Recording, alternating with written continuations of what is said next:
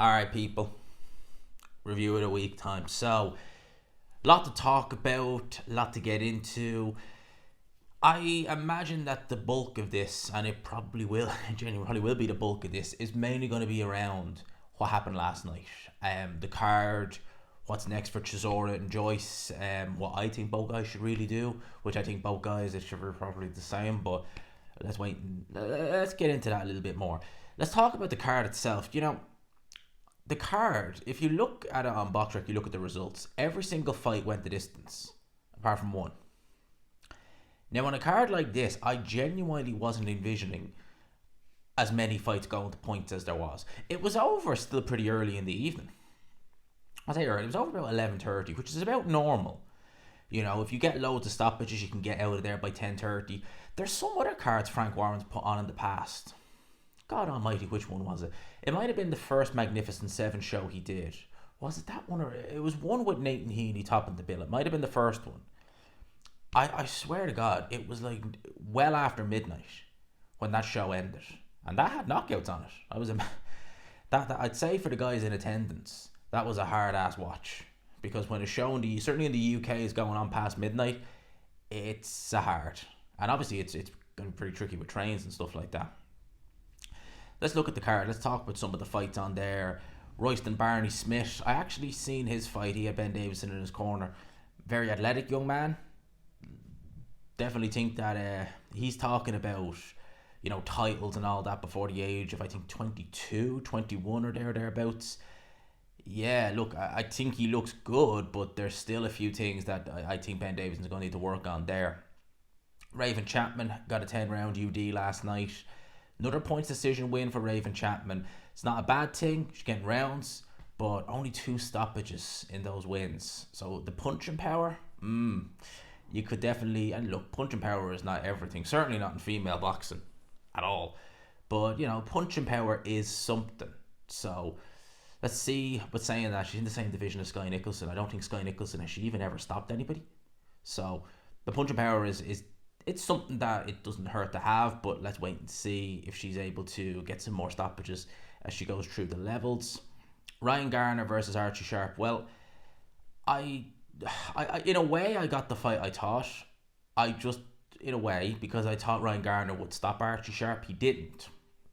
It was a good performance by Ryan Gardner. It definitely was. I think that loss is long overdue for Archie Sharp. Only 29 years old. He fights like a fighter who is old. Because 29 years old is not old in any context. But he has the look of an old man in there. Like, his last fight was only in May. And he was dropped twice in the first round. I thought he was going to get taken out.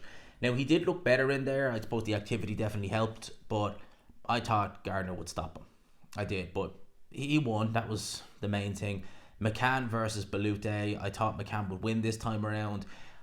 I think the stoppage was there, but he just couldn't get Balute out of there. I thought that the first time they fought, and it was a great fight first time, it really was. McCann, it was how would I describe it? It was a lesson that McCann needed. Alright, end of the draw. Some people felt Balute should have got the nod. It was a technical decision draw. I think it was a clash of heads. It was in the York Hall last year. Now, in that year, McCann has improved. They were smart Queensbury in a sense of they didn't take the immediate rematch. And that's always something you want. But when you see a fighter, and even if you win the fight, which he didn't, it was a draw, but even if you win the fight, but it's a real tough affair, if an opportunity for a rematch, say in this case it was for a European title, comes up, take it a year later. Because it really shows the improvements of the fighter. Now, some would say Balute maybe because, he is a warrior, man. He's been in there with loads. He's beaten some guys. He's beaten the likes of TJ Dehenny, who was going to be fighting Naoya Inoue. Let that sink in. That's why I don't like that fight. I know he's having a bit of an Indian summer, but no disrespect to Balute. You're beating TJ Dehenny, and you're losing to Balute. You're going in with a Inoue. That's not that's not going to end well. But it's a good way to see for Dennis McCann the improvements. And they were there. They were vast improvements. So I like what I see from McCann. You forget. Because I remember hearing about Dennis McCann, watching some of his fights 5 years ago. Definitely was 2019, I think it was. And he was only about 18 then. So you forget that he is only about 22, 23 years old. I think he's only about 23. Yeah, 23 years old. So he's still very young. Very, very young, even by super middleweight standards. Very young man. So looked very good. Plenty of improvements over the last year. Let's see what else he can do. Moses Itauma, Marius Vac, this fight right here was the one I thought most likely to go the distance. To be honest, out of the two heavyweight fights we had, I thought this one would be the one most likely to go the distance. It wasn't. Itauma looked very good in there. Now, I see a lot of people who are saying, oh yeah, but look at Marius Vac. He didn't look in good shape. He's 44 years old. Not impressive, not impressive, not impressive. Right. Marius Vac has one of the best chins in the heavyweight division. Marius Vac's only been off his feet once prior to this fight. Marius Vac, although I hope I didn't upset the mic there because I think my fingers just tapped up against it. So if you heard a big kind of bang, apologies. But Marius Vac, I had to just interject that there. But Marius Vac, he's been in there with loads of big punchers. He is very much a gatekeeper / journeyman now at this point. But for Itauma to do that and to look as polished as he does, the hand speed, everything, I was very impressed. And I think that we really do have a super talented fighter on our hands with Itauma. Honestly, I wouldn't be against him fighting the likes of a Joe Joyce next. Because I think that, considering what I've seen from Joe Joyce, I'll talk more about him now in a wee bit, what I've seen from him there, I would feel confident putting him in there. I genuinely would. Now, I also want to talk about with Itauma. Because I'll actually, do you know what? I'll talk about it when I finish the full card review. Because I was looking at some of the rankings that have come out. And oh my God, some of them are horrific. Like, I mean, absolutely horrific, the rankings. And there was actual fights there that Itauma could easily take, probably win, and get himself a decent ranking if he wanted to get a title shot. I'll talk about that now in a sec. But Joe Joyce in the main event with Derek Chisora. Yeah, so I thought Joe Joyce would win. I thought that he'd probably stop Derek Chisora. This fight has been 6 years in the making. They tried to do this in 2018. Chisora went a different route. He fought Carlos Takam. Worked out pretty well for him. He got the Dylan Whyte fight. He got 2 fights with Parker. Derek Chisora, I'm lucky that I have the phone there, so I don't have to look it up off the top of my head. Let's just go right the way back. Let's go right the way back, right? So, Derek Chisora in the year 2011. So actually, July of 2011, he fought a man by the name of Tyson Fury. And he fought, not in sequential order, because there was a fight in between, but in that year, he fought Tyson Fury. He got robbed horribly, and I mean he was robbed horribly against Hilarious. He fought Vitaly Klitschko. He fought David Haye. He's beaten the likes of Malik Scott. He fought Tyson Fury again. What else do we have here? Fought Kubrat Pulev. Fought Dylan Whyte. Fought Ajay Kabayel. Fought Carlos Takam. Fought Dylan Whyte again. Fought Artur Spilka. Fought David Price. Fought Alexander Usyk. Fought Joseph Parker twice. Fought Kubrat Pulev again. Fought Tyson Fury again. And now has fought Joe Joyce again. And it's interesting, I barely talked about the wins and losses because most people, they don't really tend to care about Chisora's wins or losses. The man has 13 losses. The man is a multi-millionaire. I mean, Chisora, he is set for generations. They don't make him like him anymore. They don't. Derek Chisora is the sort of guy where he will take a fight against anybody. There have been times in his career where he has, like in 2018, he was offered 6 figures. It was in the lower end of the 6 figures, if I remember, kind of 200, 300k to fight Joe Joyce. This is when Joe Joyce was with David Haye.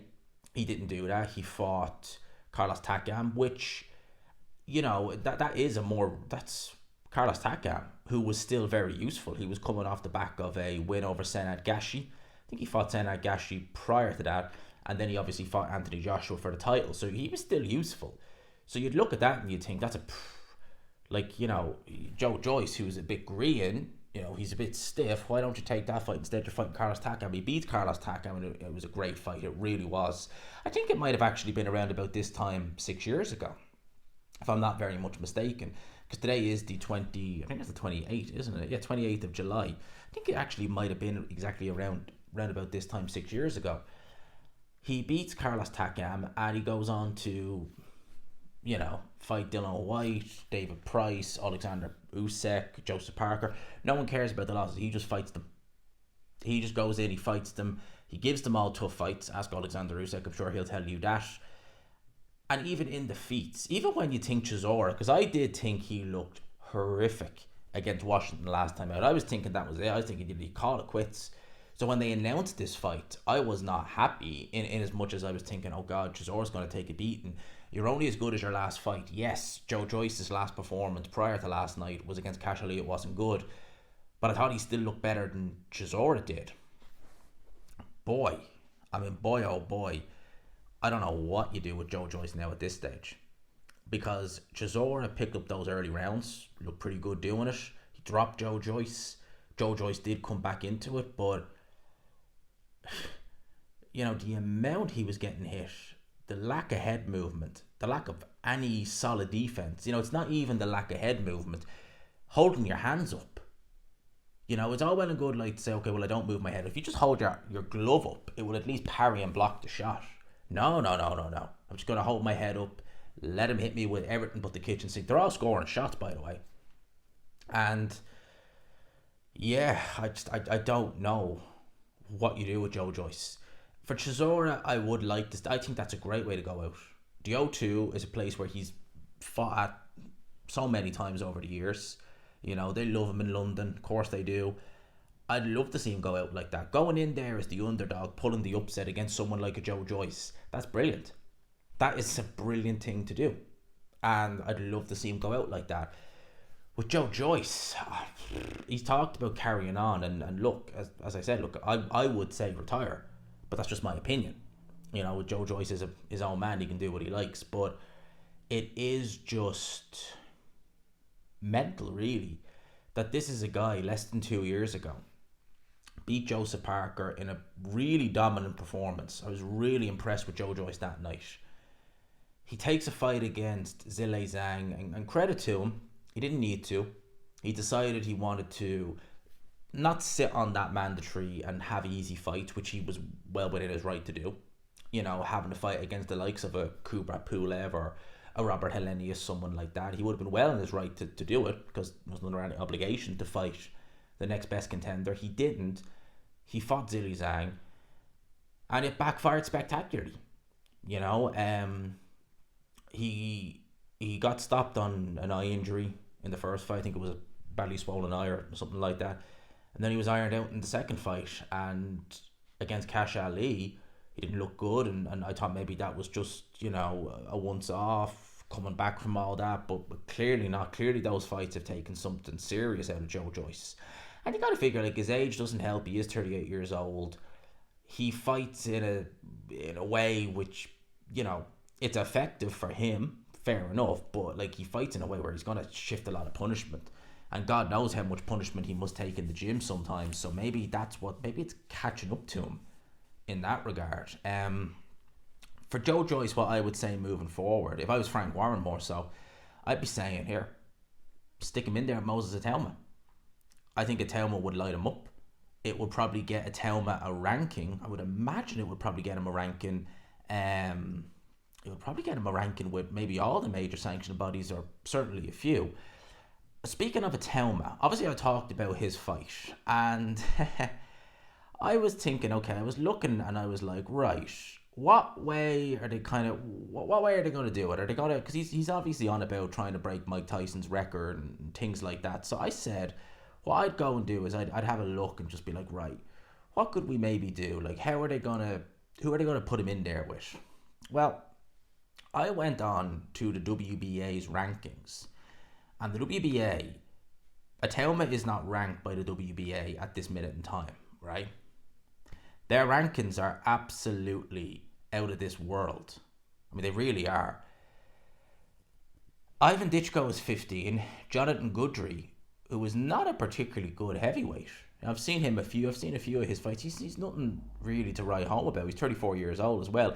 He lost a split decision to Trevor Bryan. He beat Bermain Stavern last year. Not a particularly good heavyweight. I would be picking, and he's only 5'11". I'd be picking Itauma over him every day of the week. Luis Ortiz is still ranked there. I mean, he's as old as the pyramids at this stage. I'd be picking Itauma over him. Kubrat Pulev is still ranked there. I'd be picking Itauma over him. I have no idea why on God's green earth Mike Perez is ranked. One, why he's ranked at heavyweight with WBA, and why the hell he's ranked so high. Because people, his last fight was October last year at cruiserweight. And before that, it was August last year at cruiserweight. And before that, it was March of 2022. You know what I'm going to say? It was at cruiserweight. The guy hasn't fought a heavyweight since 2021, according to the WBA rankings here. Why is he ranked so... like that makes no sense at all. Why is Perez ranked so high in the WBA heavyweight rankings when he's not even been fighting at heavyweight? And if you look at these WBA rankings across the other weight divisions, they're absolutely mental. They're like they Bridger weight listed now. The WBA champion is vacant, so I'm assuming they're going along with the WBC and doing Bridger weight. I mean, if Riyad Mahrez in those rankings, I don't even know who some of these guys are. And Tom Schwartz is in at number 15 at Bridger weight. Okay. You look at their rankings at cruiserweight, and these are just, again, Myris Briedis is ranked number 7, who's coming in off the back of a loss, a very competitive loss to Jay Opetaia.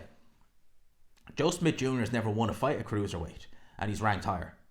Seriously, Joe Smith Jr. was ranked at number 6. He's only got one fight at cruiserweight, and he lost to Zurdo Ramirez. You look at the light heavyweight, because I was looking at the light heavyweight ones earlier. They don't even have anyone ranked at number 1. They've Yard in at number 3. They've Dan Aziz in at number 5, who had a draw last fight. They don't have Joshua Buatsi in the WBA rankings, unless he's interim champion, in which case maybe you could understand it. But I look at these rankings and I'm just like, holy crap. I know the WBA are not the best when it comes to rankings, because they've had some really weird rankings over the years, but this is just... But if you go back to heavyweight and you're talking about Itauma, yeah. I mean, for God's sake, they still have Manuel Char listed as WBA world champion. I mean, there you go. I mean, if you're going to count that as a world championship, there you go. You broke Mike Tyson's record. I mean, he would beat Manuel... Itauma would beat Manuel Char without even needing to try. Because Char was never a particularly good heavyweight, even in his prime. And his prime was 2012 to maybe 2014, 15. It's 2024. I'm just saying. So, can Itauma do it? Yeah, I'm sure he can. I mean, with the right, if it was someone like that. But could he beat some of those guys in the rankings? Again, I'm sure he absolutely can. I mean, you see some of the names there. Pulev, Jonathan Goodry. I don't even know. I cannot understand why you would rank Mike Perez number 6 in the heavyweight rankings of the WBA when he's not fought a heavyweight in 3 years. And he's not fought since October of last year. Don't get it. Let's look at some boxing news. His Excellency Turki Al-Sheikh has confirmed that he intends to make Canelo an official offer for the Terence Crawford fight next. I will give Canelo what I think is a fair price if he accepts the deal directly with me to finish the deal. I'm just bringing that up. I don't want anyone in the middle. I guarantee Crawford a big fight. I want Canelo for Crawford, and Crawford wants Canelo. But if Canelo is crazy with his financial demands, I will still guarantee Crawford any fight he wants. That's according to Mike Coppinger. That is taken from Turki Al-Sheikh. Turki Al-Sheikh has been talking about Crawford versus Boots. Crawford Canelo, Crawford Boots, Crawford Canelo. It seems like when Boots fought, it was Crawford. Now it's back to Canelo. I would imagine that Canelo is the preference for Turki Al-Sheikh. And listen, I would rather see Crawford Boots, to be honest with you. I go back and forth, but I would rather see Crawford Boots, because I think that as good as Crawford is, and listen, Terence Crawford has to be up there with one of my favourite fighters. He absolutely has to, just to watch. I love watching Terence Crawford. He is one of those fighters where he is so fun to watch. He's such a talented boxer. He's aggressive. He hits hard. He's just brilliant. Crawford is just flipping brilliant. How can you not like Terence Crawford? He's just brilliant. He really is. I give him a good chance in there, but the weight is just going to be too much. I think anyway. I think Canelo at 168 is going to be too much. I wonder, is that the reason why they're going down the road of having this Berlanga fight? Because obviously he announced last Thursday, that it's going to be Canelo versus Berlanga on September the 14th. It was kind of the best of a bad bunch, really, because you had Charlo being mentioned there. Didn't want to see that fight. You had Eubank, which was kind of like, I would have watched it, definitely. Apparently Eubank's priced himself out, okay.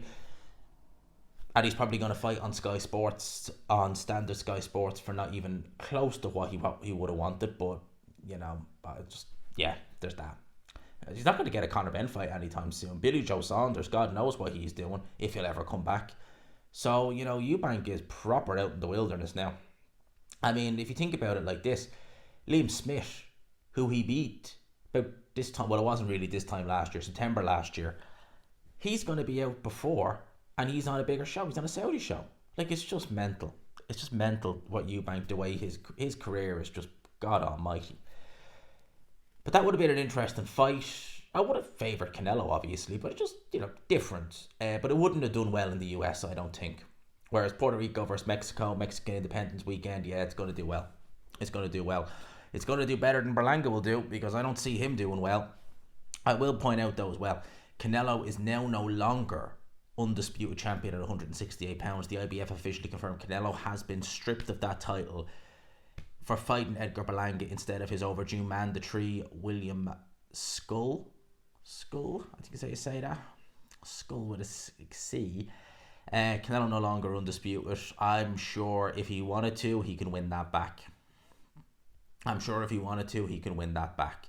But Canelo Crawford, I love the fight. Let's just see what Turkey decides to do. If he doesn't do Canelo, it'll definitely be, I would imagine, Boots Ennis. Probably at 154. I'd still take it. Boots Ennis versus Crawford, brilliant. Zhang Zhang is calling for a rematch with Joseph Parker. With Joseph Parker, you kind of think, like, what is he going to do next? Because we've not really heard much from Joseph Parker in the wake of his win over Zhang Zhang. Zhang was obviously a member of Team Queensbury in the Matchroom Queensbury show. He got the win over Deontay Wilder, so he's back in contention now. That's really, reinvigorated him. Him against Parker, it was competitive. Zhang versus Parker. Zhang gassed very badly. Dropped Parker twice, but he just got outworked. If he could hold the gas tank a lot better, he could probably win that fight, because he was able to drop Joseph. The first knockdown in particular, that was a shot where it was just like, it didn't even look like he was trying to hit hard, and just down he goes. That was incredible. The punching power Zhang Zhang has, he's got to be up there. One of, if not the hardest puncher in the heavyweight division. 110%. 110%. Zhang Zhang is he is a monster puncher. He really truly is. He really, really truly is. What else is there really? Because again, I said last week, it was primarily, there wasn't much to talk about. Erislandy Lara will defend his WBA world middleweight title against Danny Garcia. Incidentally, when is the last time Danny Garcia fought? I'm going to have a check here, because I don't recall hearing his name he's 36 years old. Jesus Christ. Okay, interesting. He's one win in the last 4 years. Almost 4 years. Okay. And that was at 154 pounds. Right, it was a majority decision win. And it was 2 years ago. So that's earned him a title shot at 160. Brilliant. Absolutely flipping brilliant. Look, I always liked Danny Garcia. Him and Lara, they were PBC guys back when PBC started out. They've both spent pretty much the majority of not their whole career, they fought on HBO and things like that, but they've been pretty much with PBC the whole way through. Lara's got to be 40. Danny Garcia's in his mid to late 30s. That's just, Lara was good at 154. Garcia's best weight was 140. Yeah. Alright, that's just, yeah. Let's have a look-see on boxing scene before we finish up. Derek Chisora open to a Dylan Whyte trilogy battle after Joyce war. As much as I'd like to see Chisora retire, that would be interesting. I would rather see Chisora retire, but like, how much really does Dylan Whyte have left in the tank? Like, we look at Chisora, I look at Chisora and I say there's not a lot, it's not a great deal left in the tank, but we have no idea what Dylan Whyte has left.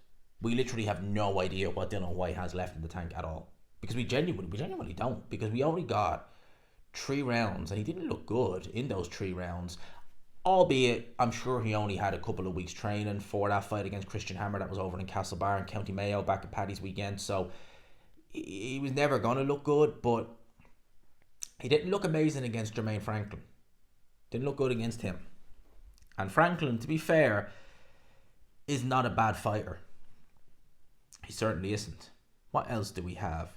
Nick Ball relishes prospect of destructive dates with fellow champions. I'm hearing there is going to be an announcement on Nick Ball's next fight in the coming maybe weeks or so, thereabouts. I'm hearing that he's going to be back in the UK defending his world title.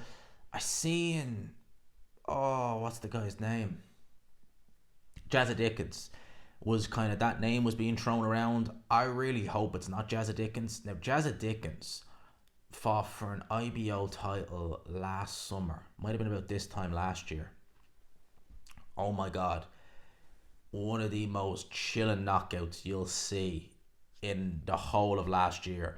That Jazza Dickens was on the receiving end. Not nice.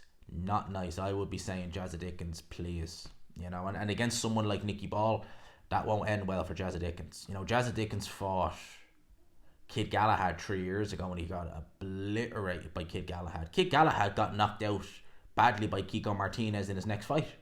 And then he got beat by Maxie Hughes. He didn't have to do anything against. He ended up stopping Jazza Dickens in that fight. So yeah. I don't know who you'd get for him though at that point though. At the same time, you'd wait and see what happens with Lee Wood. Someone left saying that Lee Wood's in at 130. So yeah, it's a strange one, all right. It's a strange one. Let's see. Is there anything else? Not really. There's not a great deal, to be honest with you. So I will leave it there. I hope you enjoyed the video. It's going to be a reasonably shorter review of the week than normal, but let me know your thoughts on everything I talked about in this video. Hope you enjoyed it, people. Smash the like button if you could. Subscribe, of course, if you haven't already. I would just like to point out that we had a great live watch along last night. We are currently 270 subs off 20k, which is brilliant. Delighted about that. Yeah, we had a really good night. We got like 40 odd subs last night, so it done really well. Yeah, I'm hoping this week we can get a lot of good content out. We can really push on, and hopefully we can get to 20k in the next couple of weeks. Hopefully before the end of August. It'd be lovely. I am most likely going to be leaving here, Ireland, on August the 19th. There's still a lot of crap to sort out between now and then, a lot.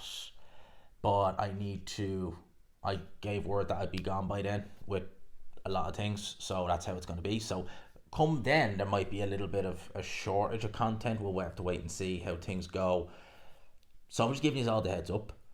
But we will definitely this week try and do some lives, because I really enjoyed that live watch along. And I really enjoyed it. I forgot, because I haven't done it in a long time, about 2 months. I haven't interacted with any subs at all, really. And you forget how fun it is and how nice it is. And it's nice to even just read the comments, you know, just to read them and you know, interact and you know, just get to know. I'm not meeting anybody personally, but you know what I mean? Like, they're telling you things. And I missed that. I forgot how good it was. So I neglected that a lot over the last 2 months, and I apologize to anyone who does like those lives. I will try and get one in this week. I have to, because we've got a big show coming up this weekend, and I'll definitely do a watch along on, well, Sunday morning, because it'll be Sunday morning our time. So yeah, just said I'd kind of give you guys an update on how things are going. Last week was rough, like really rough for me. Stressful with all this move stuff and everything, so it was not a great week. That's primarily where kind of like the crap is coming from. Everything else is fine. It's just this move has been, it's just been one thing after another. Not to bore you, but I'll leave it there. Hope you enjoyed it. Hope you all have a great week. Smash the like button, hit subscribe, all that good stuff. Peace.